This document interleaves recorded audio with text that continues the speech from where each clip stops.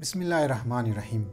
یکی از نشانی های افرادی که بدگمان هست، افرادهایی که بدبین هست، منیش اعتماد به نفس نیست.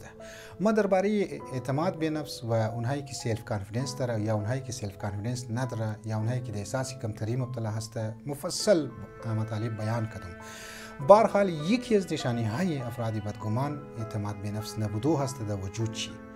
یعنی در منیش یک سلف کانفیدنس که وجود نداره، کارهایش پیش نموره، آینده شکست تاریک است، مستقبل شکست تاریک است، نسبت به کارهای خود چون که یک امیدی نداره و خودشم چون که اعتماد به نفس نداره پیشرفت نمیتونه، پیش رفته نمیتونه. زندگیش طرف یک زندگی کامیاب، زندگی که باید او را اختیار کنه، از او عاجز است، ناتوان هست، انرژی نداره. لذا یکی از کلانترین نقصاناتی که یا نشانیشی که میتونی بگی افرادهای بدگمان داره او اینمی اعتماد به نفس نبودو هسته. پروردگار علم مور نجات بده از این گناهی کبیره که بسیاری از افرادها، بسیاری از سوسایتی از از این گناه مبتلا هسته. والسلام علیکم و رحمت الله و برکاته.